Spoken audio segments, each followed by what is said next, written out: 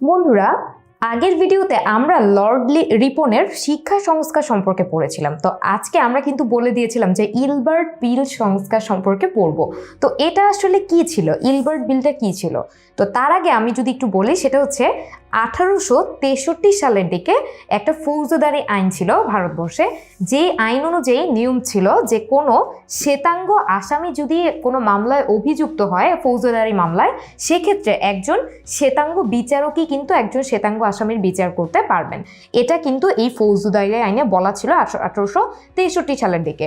তো কোনো দেশীয় বিচারক এই শ্বেতাঙ্গ আসামিদের মামলার বিচার কিন্তু করতে পারতেন না। তো এই যে প্রথাটা, এটা কিন্তু ভয়ানকভাবে বৈষম্যমূলক ছিল এবং বর্ণবাদমূলক ছিল।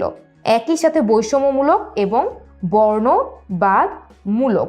তো এই যে বর্ণবাদমূলক এবং বৈষম্যমূলক ব্যবস্থা ছিল, লর্ড রিপন কিন্তু এই ব্যবস্থার যে বৈষম্য এবং অন্যায়, এটা তিনি উপলব্ধি করেন এবং তার যে আইন সচিব কোর্টনি ইলবার্ট, এখান থেকে কিন্তু নামটা এসেছে যে তার যে আইন সচিব কোর্টনি ইলবার্ট, তাকে তিনি একটা বিল তৈরি করার জন্য নির্দেশ দেন। অর্থাৎ এটা সংস্কার করে তিনি একটা বিল, নতুনভাবে বিল তৈরি করতে বলেন। তো এই যে বিল তৈরি করা হলো, এই বিলে বলা হয় যে এখন থেকে যে কোনো জেলা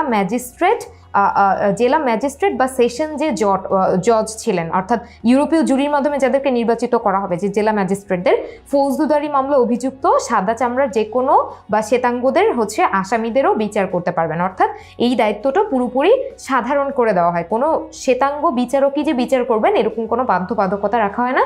বলা হয় যে কোনো বিচারকই এই শ্বেতাঙ্গ আসামিদের বিচার করতে পারবেন। তো এই ইলবার্ট বিলটা যে তৈরি করা হলো, এই বিলের বিরুদ্ধে কিন্তু অনেকেই প্রতিবাদ কারা জানালো? তারা হচ্ছে ভারতে অবস্থিত যে ইউরোপীয় সমাজ যারা ছিল, বিশেষ করে যে বাগিচা মালিকরা ছিলেন এবং কলকাতা হাইকোর্টের যে ইংরেজ ব্যারিস্টাররা ছিলেন, তারা কিন্তু এ ব্যাপারে প্রতিবাদ জানালেন। কারণ এটা কিন্তু তাদের পক্ষের দিকে ছিল, অর্থাৎ এই শ্বেতাঙ্গদের বিচার শ্বেতাঙ্গরা করবে, এটা কিন্তু তাদের একটা আইন ছিল। সো এই ক্ষেত্রে তারা কিন্তু এই আইনের, ইলবার্ট বিলের কিন্তু তারা প্রতিবাদ করে এবং এই যে প্রতিবাদ করে এবং বিতর্ক তৈরি হয় এই ইলবার্ট বিল নিয়ে, যেহেতু লর্ড রিপন তার নিজের দেশের বিরুদ্ধে চলে গিয়েছেন ইলবার্ট বিল সংস্কার করে, এই কারণে তার মনোবল কিন্তু ভেঙে যায় যখন তিনি দেখলেন যে অনেকেই এটা নিয়ে বিতর্ক করছে এবং অনেকে মানতে চাইছে না। তো এই যে মনোবল ভেঙে গেল, এর কিছুদিনের মধ্যেই কিন্তু লর্ড রিপন পদত্যাগ করেন।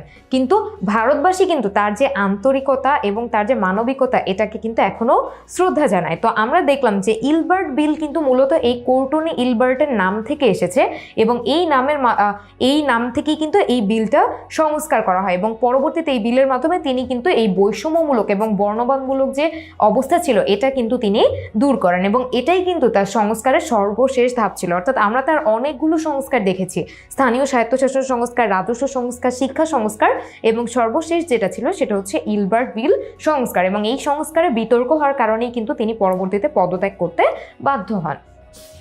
তো বন্ধুরা, এখন আমার খুবই সহজ একটা প্রশ্নের উত্তর দিয়ে ফেলো। বলো তো, ইলবার্ট বিল সংস্কার করেন কে?